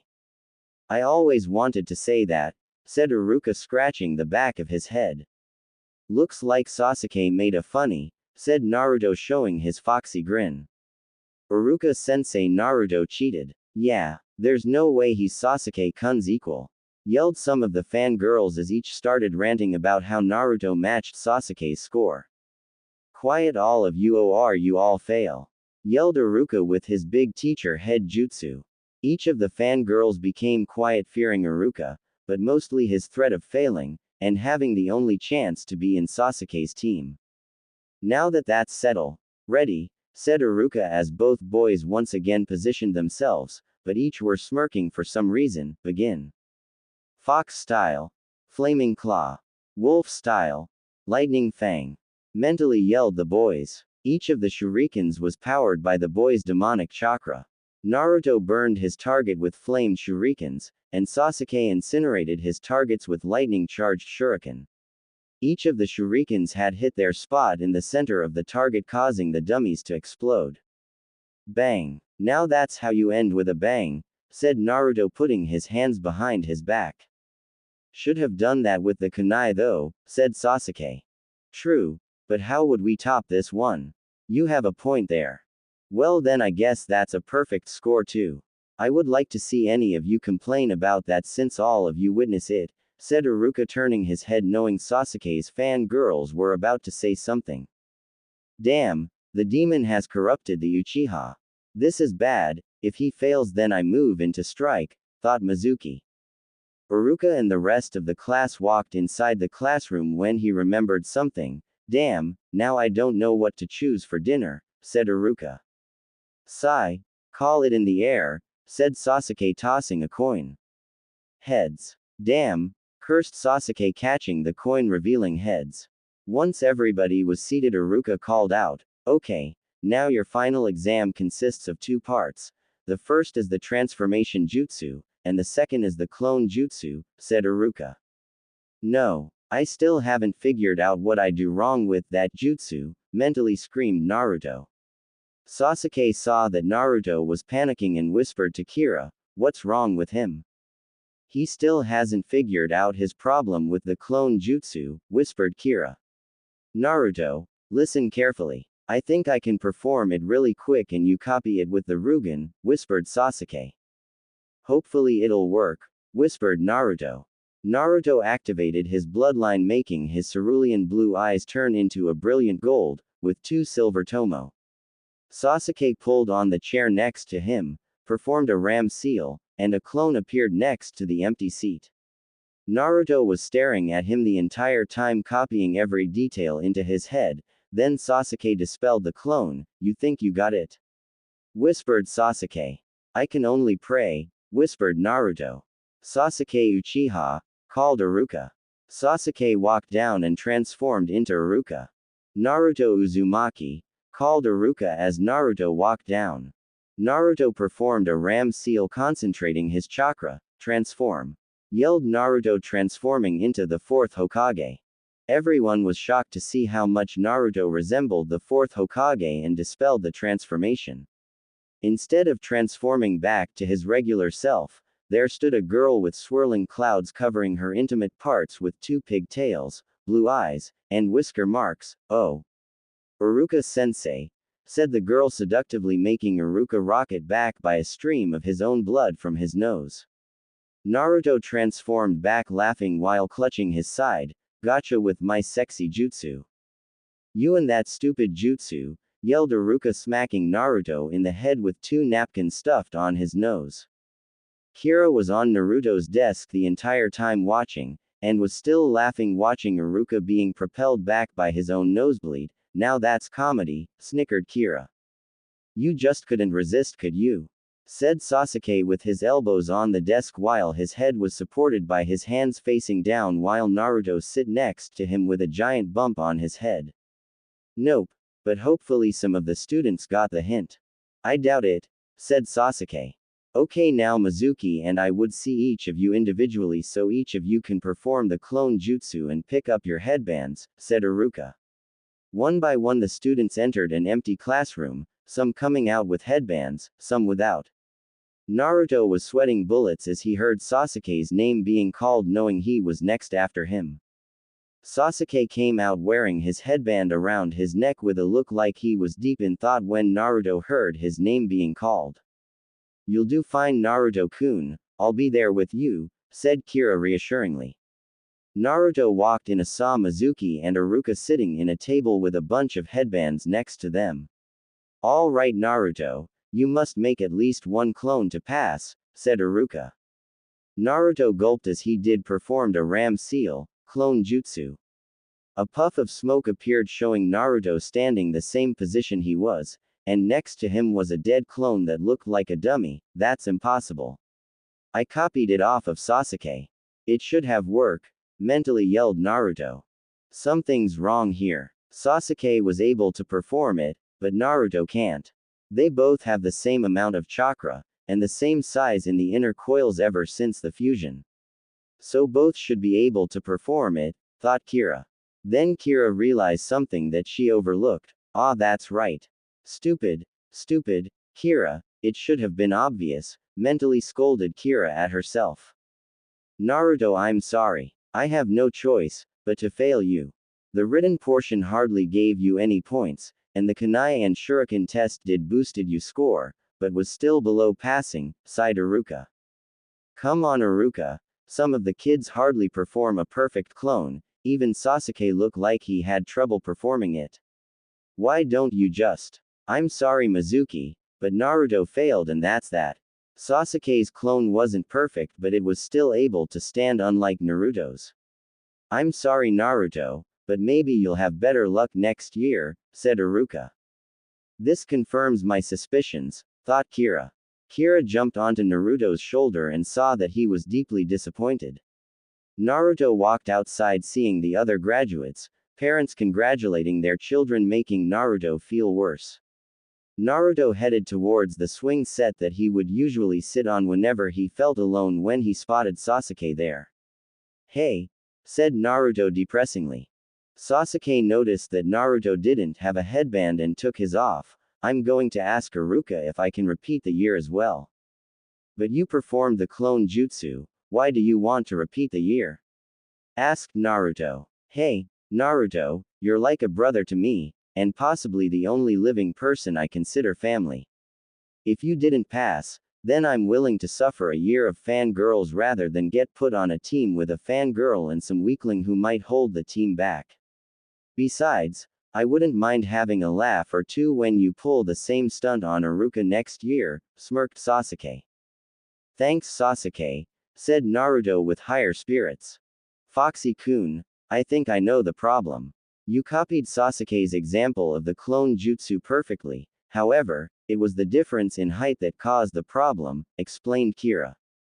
What do you mean Vixenheim? Asked Naruto. Well, both you and Sasuke have the same amount of chakra thanks to Darcia fusing his power with Sasuke, and both of you have the same inner coils. However, the only difference between you two is height. Since Sasuke is bigger than you, his clones must fill out with more chakra making it look like a regular clone, but not a perfect clone. On the other hand, Naruto is shorter, therefore his chakra can't fill the clone completely thus creating a dead-looking clone, explained Kira. Now that you mention it I did have a hard time performing it. At first I thought I did something wrong, but it happened again inside the exam and when I demonstrated it to Naruto, said Sasuke. So you're saying that the reason why I can't perform the clone jutsu is because I have too much chakra, and because I'm short. Fate is a cruel mistress, said Naruto crying waterfall tears. My point exactly, the only solution I can think of is that the clones must be solid somehow since the both of you have too much chakra to perform such a simple jutsu that restricts too much of your chakra. Sadly I don't know of such a technique, I'm sorry, said Kira. It's okay Kira-heim, we'll just try next year, said Naruto picking her up. It's getting late, I think I'll head home and take a shower. Same here, said Sasuke. Naruto was walking down the street when he heard footsteps approaching. Hey Naruto, how do you feel? Asked Mizuki catching up to Naruto. I've had better days, said Naruto. You know there is a way for you to graduate that Iruka hasn't told you, said Mizuki, come on take the bait. Really? How? Asked Naruto excitingly with stars in his eyes. Gotcha. Well all you have to do is. That night, Naruto was jumping from tree to tree carrying a large scroll in his hands. Yes. I did it. Now Iruka-sensei will pass me for sure, said Naruto. Something doesn't seem right here Naruto-kun, said Kira having second thoughts about this so-called makeup exam. Don't worry Kirahime, Mizuki-sensei wouldn't do anything, said Naruto. Hokage Tower. Hokage-sama. The demon has stolen the forbidden scroll, said a random Jonin. I suggest you watch your tongue unless you want Ibiki to remove it for you, said the Hokage in a dangerous tone. Lord Hokage, I don't think Naruto meant to steal it. I have known him and Sasuke for a long time, and something doesn't seem right, said Iruka.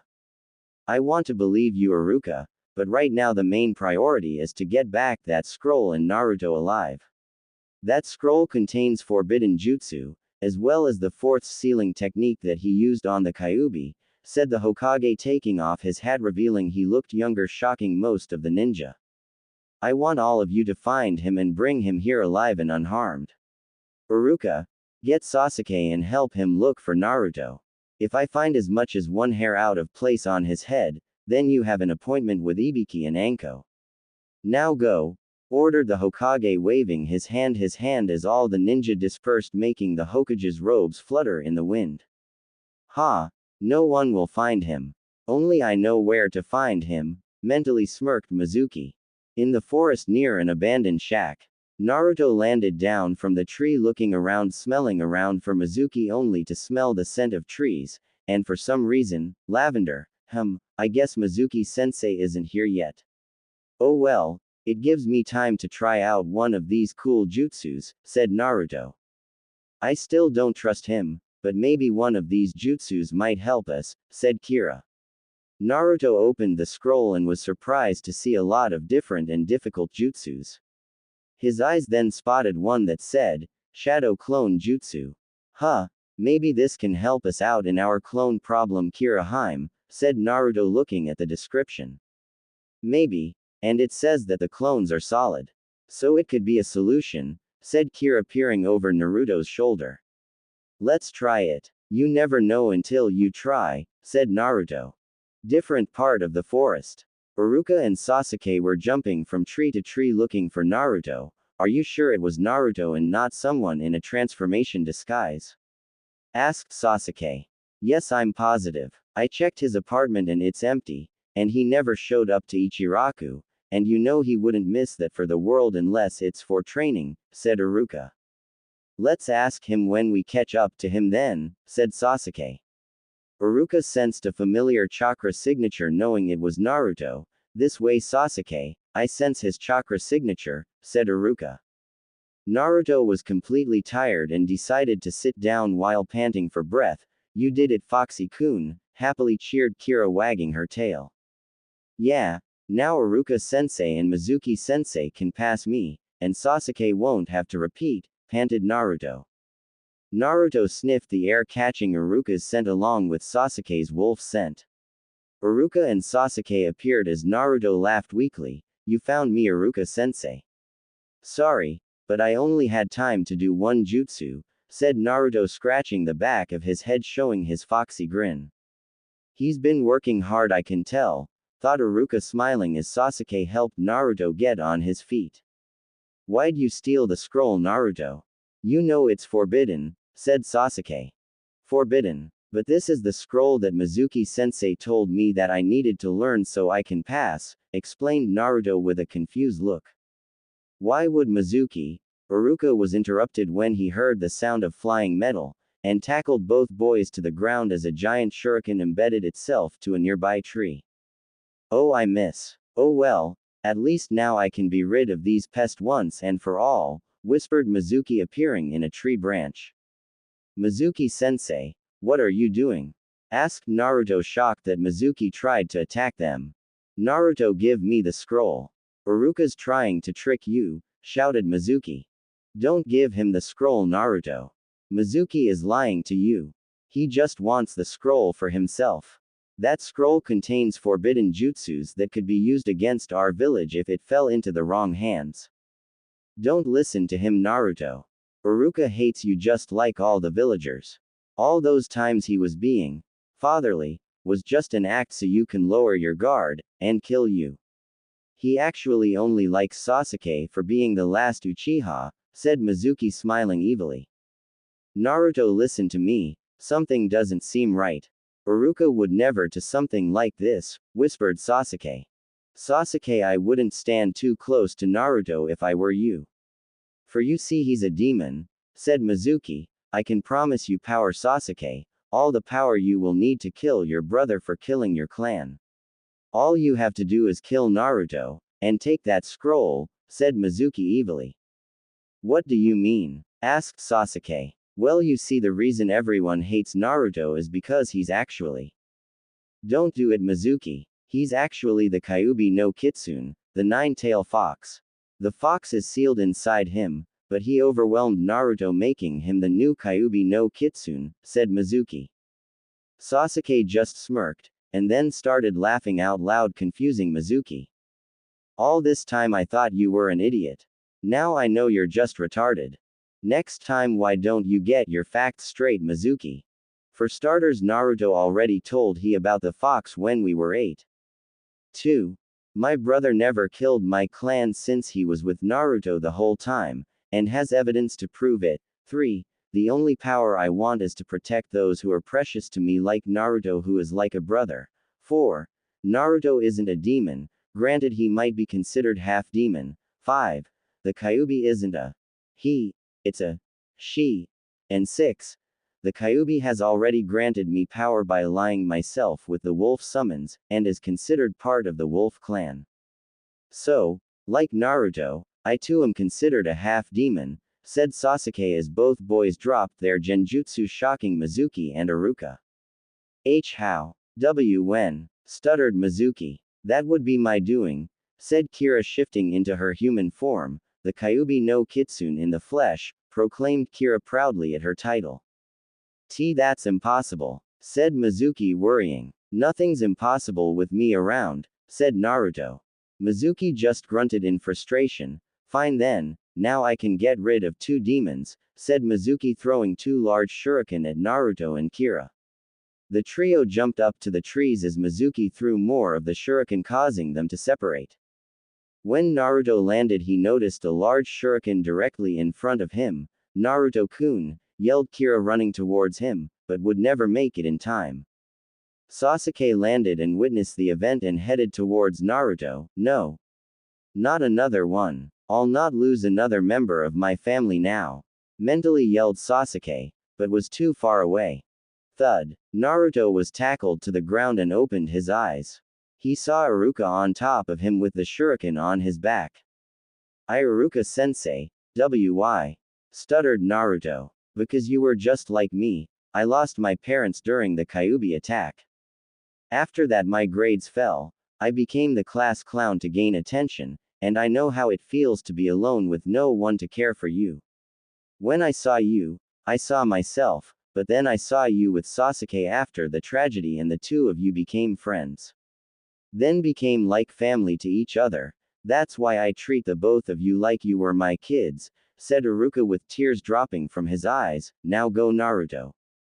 Get out of here. Make sure Mizuki doesn't get that scroll. Naruto got up and jumped to the trees with Sasuke and Kira next to him. Tisk, Iruka, I'm surprised at you.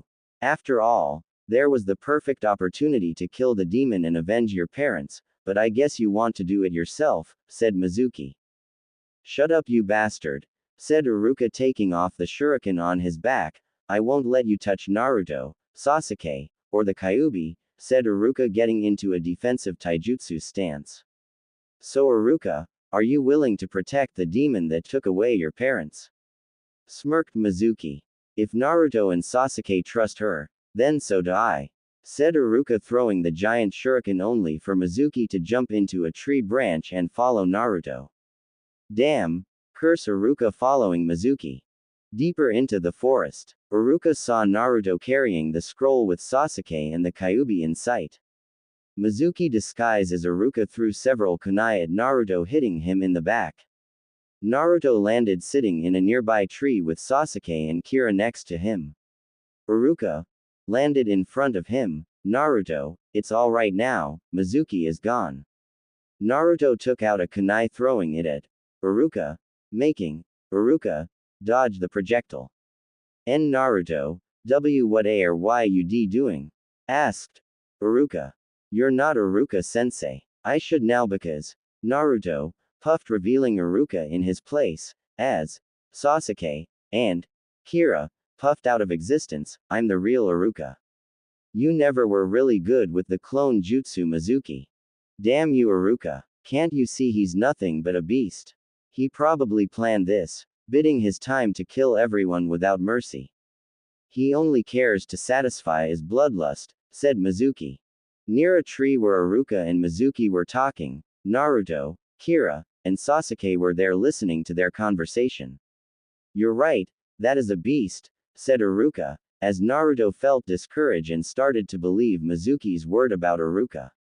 But that's not how Naruto is, said Iruka with pride in his voice. Naruto jerked his head up, wanting to listen. Naruto is a hard worker who was never given a break his entire life. Now he found someone who accepts him for whom he is apart from me. If anything, it doesn't matter what you do to me, I know that Naruto will continue to work hard and follow his dream, to become Hokage of the village hidden in the leaves, yelled Iruka with more pride in his voice, hoping Naruto heard him. Mizuki twitched his eyebrows in annoyance, raising a giant shuriken ready to end Iruka's life. Just then Kira appeared in front of Iruka, swinging her claw-like hands, forcing Mizuki to dodge, scratching Mizuki's vest. Sasuke appeared behind Mizuki, kicking him in the back as Naruto appeared above him, swinging the giant scroll down like a hammer, smashing Mizuki towards the ground. If you ever touch my sensei, I'll kill you, said Naruto with malice in his voice. Mizuki looked at him, then started laughing. Ha, ha, what are you going to do? You're just an academy student, a newly appointed genin, and a demon whose powers are sealed. Face it, I'm stronger than you, said Mizuki with an evil smile. You would think, wouldn't you? Said Naruto with his own evil smirk, causing Mizuki to worry. Naruto put down the scroll with a heavy thud, and performed a cross-shaped hand seal. Sasuke, Kira, I want you two to copy this jutsu, said Naruto. Sharingan. Ryugan. Sasuke's eyes became red with 2 black tomo in each eye, as Kira's eyes became gold with 2 silver tomo and 2 triangles near the pupil. That's right, it's the 4th Hokage's bloodline, my father's bloodline, my bloodline. Plus a friend of Kira activated Sasuke's bloodline as a gift. As for Kira, since she's sealed inside me, she gets to share my bloodline, said Naruto. Now face the wrath of Naruto. Uzumaki Namikaze, Shadow Clone Jutsu, yelled Naruto as the surrounding area was covered in smoke, showing hundreds of Naruto. Shadow Clone Jutsu, yelled Sasuke and Kira at the same time, as hundreds of Sasuke and Kira appeared standing next to Naruto's clones. Those aren't just illusions, they're solid clones, thought Iruka, smirking. Naruto, you never cease to amaze me. Now then, you bastard, you're going to find out what happens when you mess with one of my precious people, said Naruto. Save me some body parts, Naruto. I never did like it when he called you and Kira demons, said Sasuke, cracking his knuckles. Normally I'm against spilling human blood, but in this case I think I'll make an exception, said Kira, flexing her claws. All the clones yelled a battle cry as each started hitting Mizuki without any end in sight. When the clones dispelled, Mizuki was lying on the floor with swollen bruises, broken limbs, and a black eye. Well, I'm satisfied, said Sasuke, placing his hands inside his pocket. Who knew hitting an idiot senselessly would be quite pleasant, said Kira. He got it coming to him for a while now, said Naruto. All right, whoever you are, come out. I can smell your scent behind that tree, said Sasuke. From the tree that Sasuke was shouting at, Hinata appeared, twiddling her fingers. Hinata-chan, what are you doing here? Asked Naruto. Well, I whimpered Hinata in a low voice. I heard everything Naruto about what Mizuki-sensei said, stuttered Hinata, causing Naruto to panic. But I think why you're wonderful for carrying such a burden. Ever since I saw T those scars W when Sakura hit YUIC cried K knowing T that YUW were in P pain A and IW wanted to make T the P pain go A away.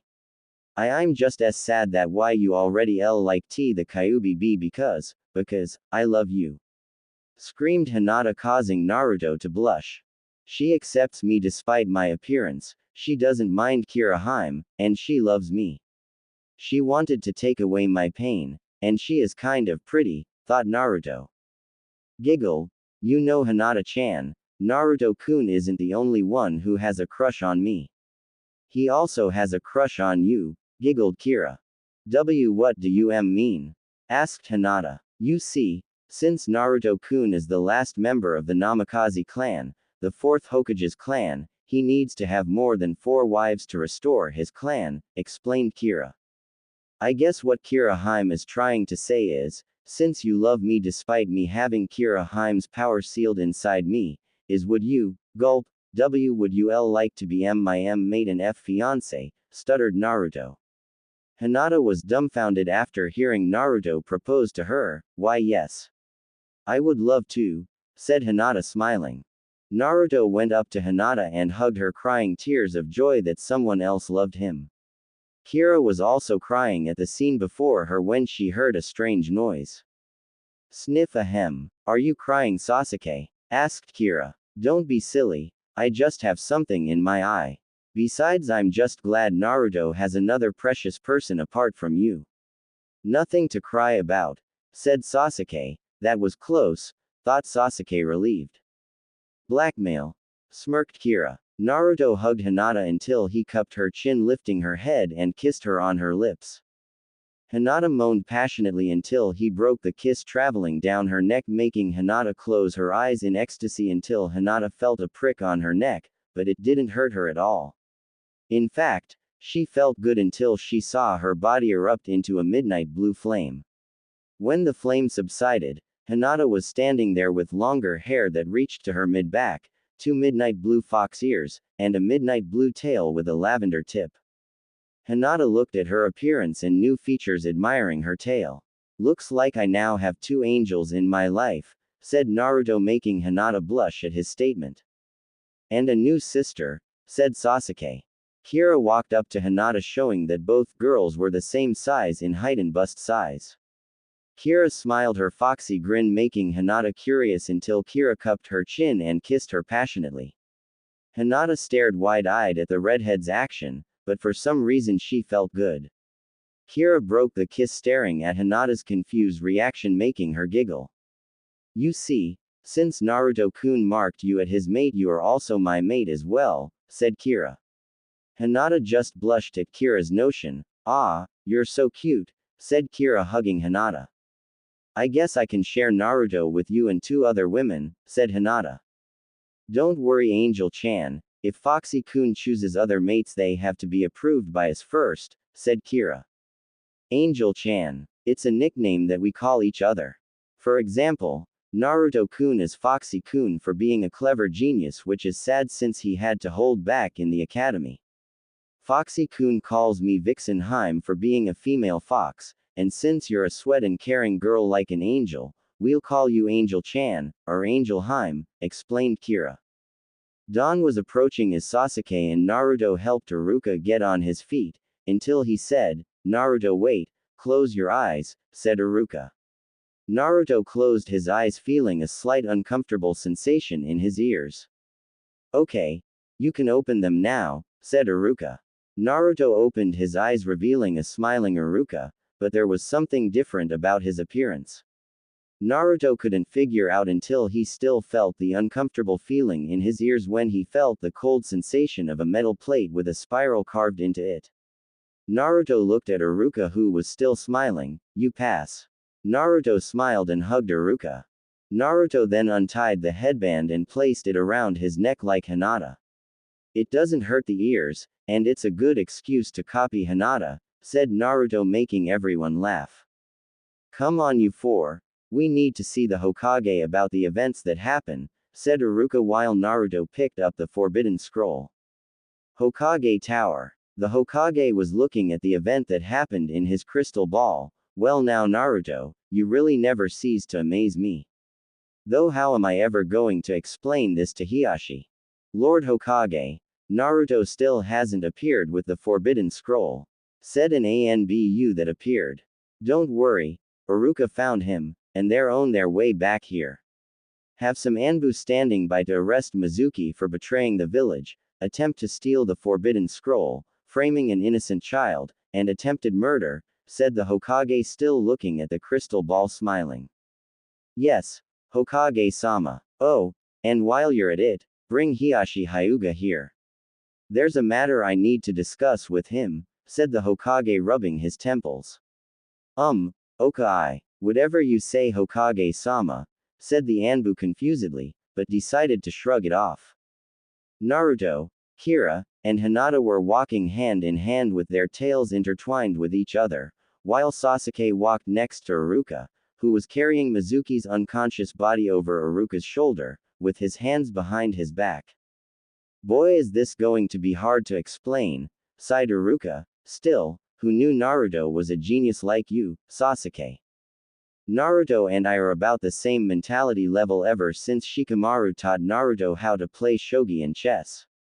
After that we would always have a game with the same outcome, we both end up in a stalemate, said Sasuke, since we usually play, this increased Naruto's mentality on tactics, battle strategy, how to turn a dire situation into our favor, and a few history lessons and whatnot that miraculously was able to stick with one of your lecture Iruka. Shikamaru taught Naruto, but his scores are about the same to Naruto holding back, said a confused Iruka. True, but he's actually a genius. He's just really lazy, that's all. I'd say it would take me and Naruto combined just to outsmart him, his mentality exceeds our own, individually. He even taught us his meditation technique that he invented to plan several steps ahead of the enemy, and it has come in quite handy, said Sasuke. Groan. Where am I? Whack. Mizuki was starting to regain conscious until Sasuke grabbed a nearby shovel with his tail, whacking Mizuki unconscious again. Was that really necessary? Said Iruka, sweat dropping. Yes, I didn't feel like dealing with him again anyways, said Sasuke. Let's just hope you didn't give him amnesia then, said Iruka. Don't worry, I have the cure right here, said Sasuke, twirling the shovel with his tail. Once the group entered the Hokage Tower, they handed Mizuki's unconscious body to some Anbu waiting by the entrance, saying that the Hokage ordered them to wait for them outside and arrest Mizuki, and the Hokage requested their presence with him immediately. The group of 5 entered the Hokage's office with another man who had long jet black that reached his mid back, white robes, and pure white eyes, and a little girl about 8 years old hiding behind the man's back with long brown hair and white eyes. Father. Hanabi, stuttered Hinata. Hinata, is that you? Asked the man known as Hinata's father. Yes, well, I was going to explain that part right now, Hiashi, said Sarutobi. What happened to you? Asked Hiashi. Well, you see, Hinata explained everything she heard about from Mizuki's conversation, the truth behind the Kyuubi no Kitsune, how Naruto proposed to her, and how she really loved him. Well, that's quite a tale, said Hiashi. Hinata Nichan, see, can I play with you tale? Asked a blushing Hanabi. Of course you can, Hanabi dear, said Hinata in a motherly tone. Hanabi giggled and started playing with her sister's tail. Just like her mother, said Hiashi, remembering his loving wife. If you don't mind me asking, why did you bring Hinata-chan's little sister here? Asked Kira. I don't trust the Hyuga elders. They've already forced me to do terrible things that I regret, said Hiashi. Like what, Hiashi-sama? Asked Naruto. Well, for starters, they've forced me to put the cage bird seal on Neji. I hated that seal from the moment I laid eyes on it. I tried to talk the elders into letting me personally place the seal on him when I was really planning on painting a fake seal to make it look real by using my brother's seal as a model. However, they denied me and placed the seal on his forehead. I can still remember how my brother screamed when they placed the seal. He screamed just like Neji, I felt like crying. After they placed the seal on Neji, I kept apologizing, trying to think of a way to make up for not trying harder to avoid this conundrum. All my brother and Neji asked were to watch over Hinata to make sure she would grow up happy. During that time, the hidden cloud village came to visit to establish an alliance between us. They tried to kidnap Hinata that night to experiment on her to see how the Byakugan worked. Luckily he failed and I killed the kidnapper, which unfortunately turned out to be the representative of the cloud village. The other representatives were outraged and wanted my life to repay for the one they lost. The Hyuga elders didn't want me to go and decided to send my brother in my place, but I denied until my brother knocked me out. When I woke up, I explained everything to Neji and I couldn't stop crying over my brother's death. I begged Neji to forgive me, but all he asked was to watch over Hinata as my brother did for me to honor his memory. Then they forced me to abolish our clan alliance with the Namikaze clan, said Hiashi. Wait, isn't that your clan, Foxy-kun, said Kira. You must be the Kyuubi. Hey, Minato was right all along, said Hiashi.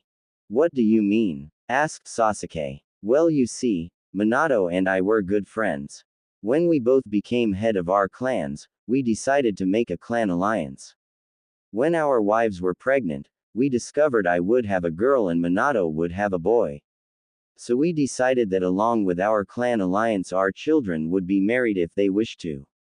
If one of our children disagreed with this, then the marriage is terminated, but not the alliance, explained Hiashi.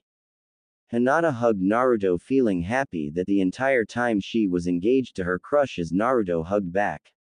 I see that we made the right choice in having the marriage, said Hiashi, making the two teens blush. Anyways, when the Kyuubi attacked, Minato saw how she, was behaving strangely, almost like a cornered animal fighting for its life. When you were sealed, the Hyuga elders saw Naruto nothing more than a pest and a demon like the rest of the villagers. That's why they abolished the clan alliance, thinking that Naruto would destroy and taint the Hyuga name, said Hiashi. What's more, they thought Hinata was too weak to be an heiress and wanted to disown her and place the seal on her as well. That's when I had enough and decided that I would never have my daughter suffer what my brother and Neji did. So I convinced the elders to place Hinata on a strict training schedule, which only hurt my heart seeing my daughter suffer with my own hands, because some ancient relics could never understand what it means to feel pain. Then one night during my late studying, I came across an ancient scroll about our rules, and it stated that the head of the clan can abolish the elders, but it can only be done once the head has been newly established as a fifth decree. Once the first decree has been established by the head, and it's not to re-establish the Hyuga elders, then the head cannot establish new elders, said Hiashi. So you see, I've been pushing you and Hanabi hard to protect you from the corruption of the Hyuga elders. I hope you can forgive me, said Hiashi. Of course, father, I can never hate you. If you did it to protect us, then you did it out of love, said Hinata, carrying Hanabi snuggling into her sister's embrace like a child to its mother. At least something good came out of this ordeal. Now that you and Naruto are engaged again, I can re-establish our alliance, forcing the Hyuga elders to accept no matter what. Speaking of which, can I borrow you camera, Sarutobi-sama? Asked Hiashi. Of course, but may I ask why? Said the confused Hokage.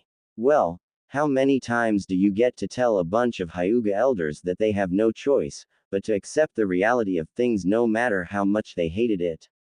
Their reaction would be hilarious, said Hiashi. Everyone pictured the reaction of the Hyuga elders, thinking they would have a heart attack, or have a shock face since they were so stuck up. Everyone laughed at the mental images. Ha, ha, ah. All right, Hiashi, you can borrow it as long as I get a copy, said the Hokage, wiping away a teardrop.